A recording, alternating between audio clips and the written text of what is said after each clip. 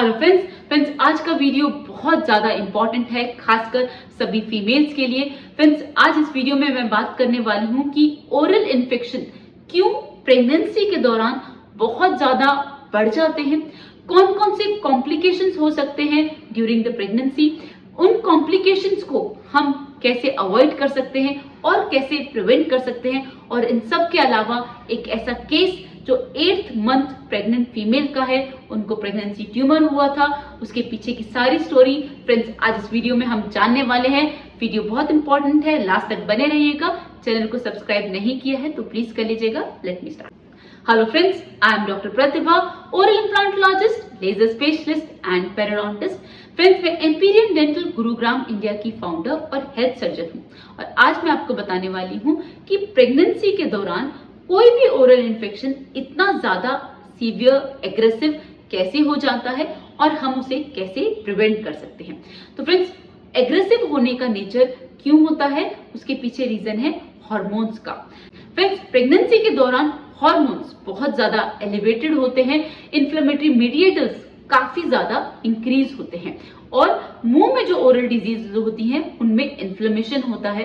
तो जैसे कि गम डिजीज, आपने देखा होगा कि प्रेगनेंसी के दौरान बहुत सारे पेशेंट्स को गम्स लूज हो जाते हैं, ब्लीडिंग होने लगती है गम्स में से, वो स्वेलन हो जाते हैं, और आपने देखा होगा किसी का थोड़ा सा कैविटी तक वो बहुत ज्यादा हो जाता है, सीवियर पेन हो जाता है। उसके पीछे रीजन फ्रेंड्स सिर्फ दो हैं।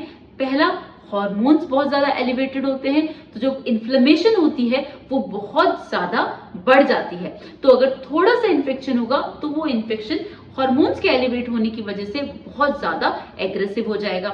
उसके अलावा अगर कैविटीज नस के पास पहुंचने वाली होंगी तो अगर वो नस को टच कर लेती हैं तो सीवियर पेन होगा, क्योंकि नर्व्स भी इन्फ्लेम्ड हो जाती हैं और इन्फेक्शन काफी ज्यादा बढ़ जाता है और सीवियर और एग्रेसिव हो जाता है। उसके अलावा अगर मुंह में कोई भी लीजन होता है तो फ्रेंड्स वो इन्फ्लेम्ड हो जाता है, काफी ज्यादा इंक्रीज हो जाता है अपने साइज में, नेचर उसका काफी ज्यादा एग्रेसिव हो जाता है। तो फ्रेंड्स ये तो रीजन है कि प्रेगनेंसी के दौरान ओरल इन्फेक्शन इतना ज्यादा क्यों बढ़ जाता है। उसके बाद अब हम बात करेंगे, अगर ओरल इन्फेक्शन बढ़ गया है ड्यूरिंग द प्रेगनेंसी, अब हम उसे प्रिवेंट कैसे कर सकते हैं।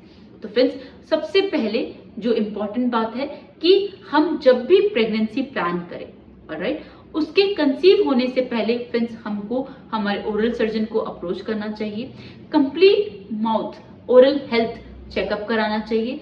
अगर थोड़ा सा भी इन्फेक्शन दिख रहा है, थोड़ा सा भी, उसको उसी जगह पे ट्रीट करा लेना चाहिए। मुंह में कोई भी इन्फेक्शन नहीं होना चाहिए, आपकी ओरल हेल्थ बहुत ज्यादा अच्छी होनी चाहिए।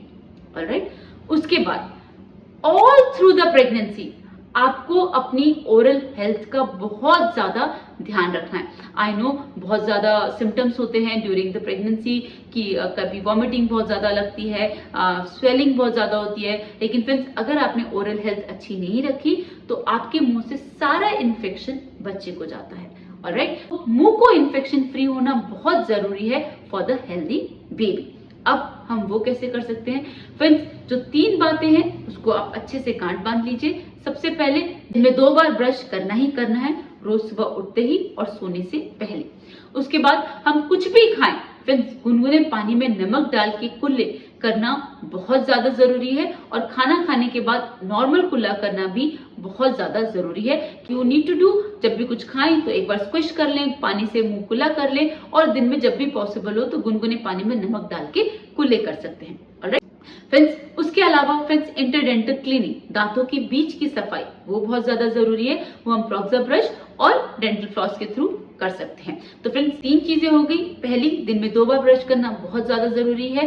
दांतों की बीच की सफाई प्रोक्सा ब्रश और डेंटल फ्लॉस के थ्रू आप कर सकते हैं। जब भी कुछ खाएंगे तो पानी से कुल्ले जरूर करेंगे, और दिन में 2 से 4 बारी worms and rinses, that means गुनगुने पानी में नमक डाल के कुल्ले हमको करने ही करने हैं। ऑलराइट, अब इसके बाद भी अगर कोई इन्फेक्शन है और वो बढ़ रहा है तो फ्रेंड्स जो सेकेंड ट्राइमेस्टर फेज होता है, 3rd मंथ से लेके 6 मंथ तक का, वो सेफ पीरियड होता है।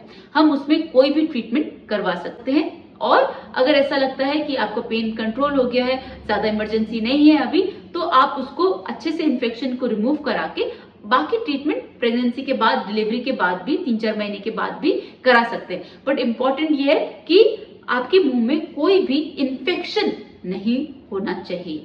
ऑलराइट। अब तो friends, during the pregnancy keeping your oral health maintain is very important, not only for you but for the baby. क्योंकि अगर आपने नहीं ध्यान दिया तो बच्चे को लो बर्थ वेट है, दैट मीन्स बच्चे का वेट बहुत कम हो सकता है, प्री मैच्योर डिलीवरी वो हो सकती है, और प्रेग्नेंट फीमेल को डायबिटीज और हाइपरटेंशन ये दोनों बीमारियां हो सकती हैं, जो अल्टीमेटली बच्चे के लिए ही नुकसानदायक होगी, आपके लिए तो होगी, बच्चे को भी वो काफी हार्म करती हैं। तो फ्रेंड्स, ड्यूरिंग द प्रेगनेंसी आपकी ओरल हेल्थ बहुत अच्छी होनी काफी ज्यादा जरूरी है। कुछ भी आपको डाउट लगता है, थोड़ा सा भी, जो मैंने आपको 3-4 स्टेप बताए उनको अच्छे से रिलीजियसली फॉलो करें, और थोड़ा सा भी डाउट लगता है तो 3 to 6 मंथ वाला सेकंड ट्राइमेस्टर वाला फेज है, उस फेज में आप ट्रीटमेंट करा सकते हैं, वो सेफ फेज होता है। ऑलराइट फ्रेंड्स, अब मैं आपको जो केस बताने वाली हूँ वो 8 मंथ प्रेग्नेंट फीमेल का केस है। फ्रेंड्स, जब ये हमारे पास पेशेंट आई थी तो वो 8 मंथ प्रेग्नेंट थी, उनको उनकी गायनेकोलॉजिस्ट ने भेजा था। उनको ये लीजन आप देख रहे हैं, इसे प्रेगनेंसी ट्यूमर कहते हैं, इसको पायोजेनिक ग्रेनुलोमा भी कहा जाता है। फ्रेंड्स, ये ट्यूमर बिनाइन होता है और नॉन कैंसरस होता है, तो इससे कैंसर नहीं होता, लेकिन इस ट्यूमर की वजह से बच्चे को काफी ज्यादा इंफेक्शन हो सकता है।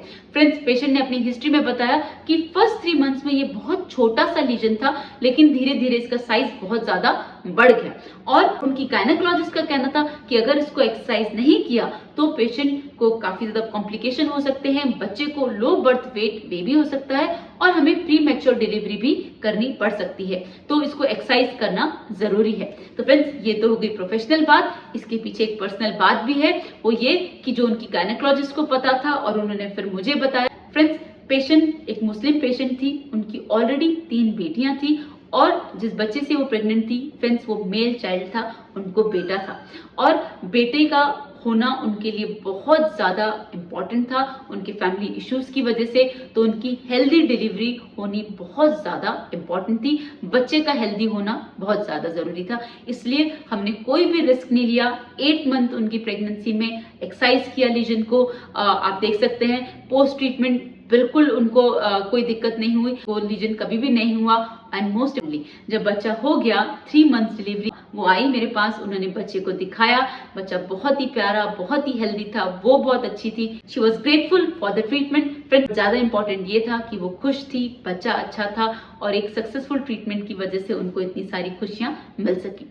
लेकिन फ्रेंड्स, आप इस स्टेज पर कभी भी मत आइएगा, थोड़ा सा भी कुछ डाउट लगता है ओरल हेल्थ से रिलेटेड, आप इनिशियल स्टेजेस पे ही उसको ट्रीट करवा लीजिएगा, और कंसीव करने से पहले ही अपनी ओरल हेल्थ को अच्छे से चेक करवा लीजिएगा। आपकी ओरल हेल्थ का अच्छा होना बहुत ज्यादा जरूरी है, आपके लिए भी और आपके न्यूबॉर्न बेबी के लिए भी। फ्रेंड्स, अभी भी अगर कोई डाउट लगता है तो मुझसे कमेंट सेक्शन में पूछ सकते हैं, वीडियो में कोई बात समझ में ना आए तो भी मुझसे पूछ सकते हैं। अगर चैनल को सब्सक्राइब नहीं किया है तो प्लीज कर लीजिएगा। See you in the next video. Thank you. Don't forget to flaunt your beautiful smile, and that makes you so beautiful.